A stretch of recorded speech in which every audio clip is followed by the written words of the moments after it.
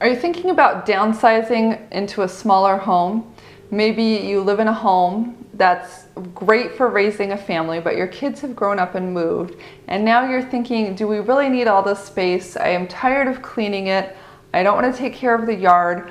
I just want something smaller, a condo, an apartment, a smaller house where I can relax and kind of live the retirement lifestyle that I've been anticipating. Hi, I'm Emily Cressey, and today we're going to talk about downsizing your house.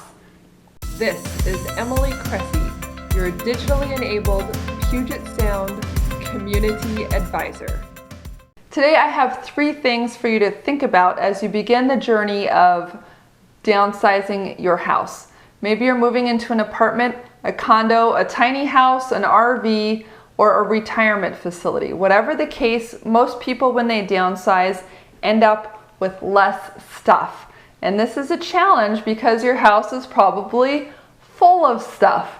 Here in America, we just tend to accumulate things. That's why the self-storage business is booming, is because we just have a lot of stuff.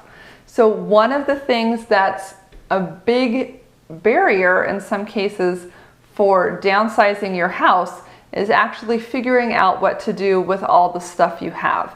So one thing to think about is kind of dividing it up into categories. How much of your stuff is furniture that's just there to fill the space? How much of it is things you love, your books, your hobby activities, things that you enjoy working with and that have been a part of your life? And maybe you want to keep them a part of your life, maybe you don't, but that's a separate category. The next category to look at is mementos of the past. So you might have crafts or art projects that you and your children have made through the years. You might have antiques or special things that are generational items that you'd like to pass on. Sometimes it's china, tablecloths, napkins, handkerchiefs, wedding dresses, things like that. And then there are kind of your utility items. So this might be the things that you have in the kitchen or your yard tools or your lawnmower, things like that. So let's look at all of the categories and think about what we want to get rid of.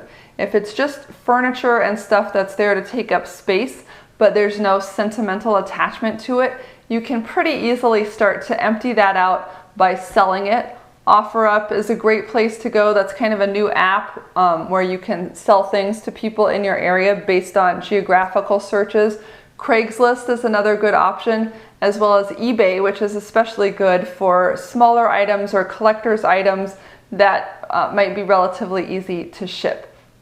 Worst comes to worst, you can always donate it to the Habitat store or Goodwill, or give it away on FreeCycle to a neighbor who's maybe just starting up their home. When it comes to getting rid of the things that you enjoy and you work with, I think the question is really, am I going to be spending time with these items in the future? For me, it's books. I hoard books. I love books. And I have a huge wall of all of my books where I keep them and I look at them and I read them. And there's just something about having a paper copy and the smell and turning the pages and reading it at night. Like, it's just, I like to have books. So my husband is the same way. So one of the things that we would have to decide if we were downsizing out of our house into a smaller house is, what books are we going to take? For you, it might be something else. Maybe it's all your things in your sewing or your knitting room. Maybe it's all your fishing and camping gear. And you can ask yourself, is this something that I want to take into my future life? And if it is, and it won't fit into your future home, your condo, for example, then you could be one of the folks that has a storage facility. Some people have a storage facility where they keep their RV or their boat or their camper. And then some people have one where it's like a garage, and all the things that are in your attic, all the things that are in the garage, and all the things that are in the basement that you decide that you want to keep, you can just rent a space.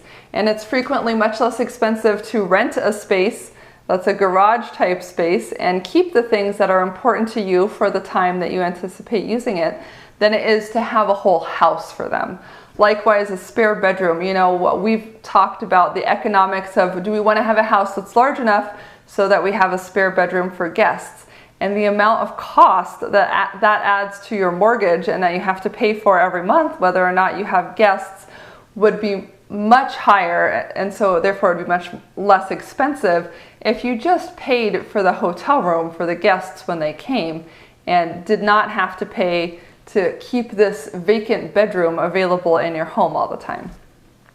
So then let's take a look at the sentimental items, the kids' pictures, the antiques, the things from grandma. You've been storing it. You've been the holder of the torch, carrying that legacy, and now it's time to see if the next generation is willing to kind of receive it and take the handoff.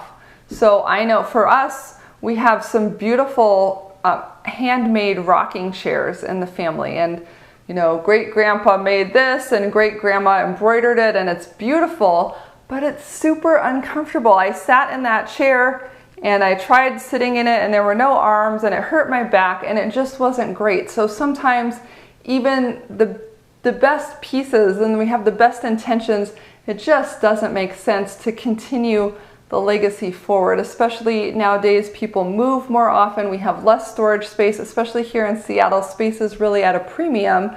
We're not out on the farm with the barn where we can store all of the important things. We just have a little bit of space. So I think it's a good opportunity before you downsize your house to have a conversation with your kids or whomever you think might be receiving the things, to say, I've been saving this for you. Is it something that you'd like? Do you have room for it now? Do you anticipate having room for it in the future? And you may find that some of the things that you thought weren't important, you maybe would have thrown away, the kids are very attached to. And then some of the things that you were attached to don't matter so much to them.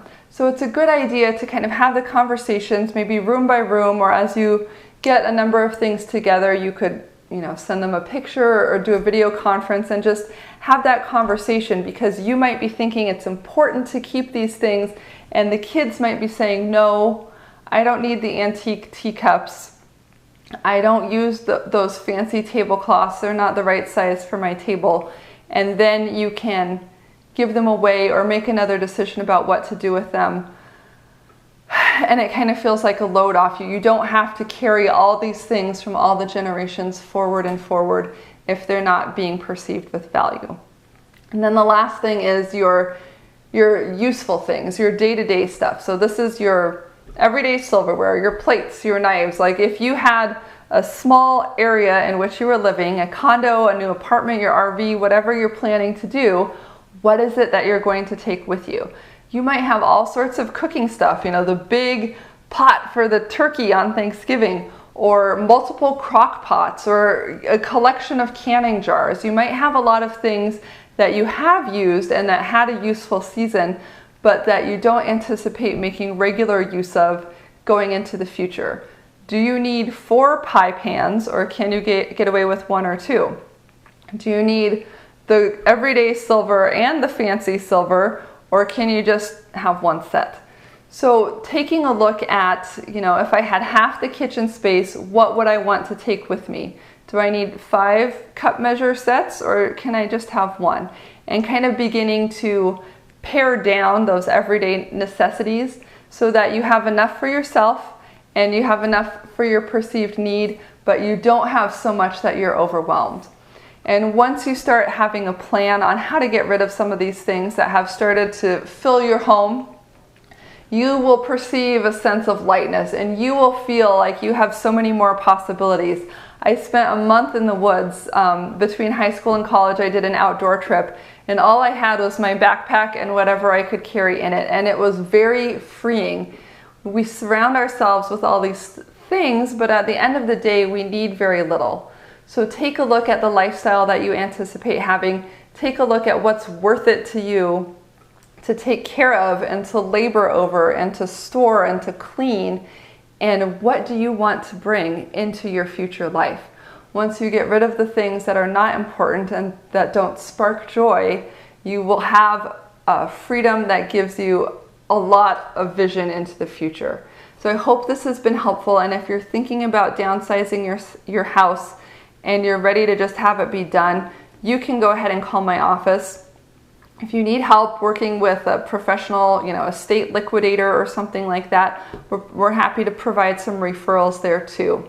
So let me know how I can help. I know there's a lot of emotions that are involved. It's a difficult time. Often it takes years and years.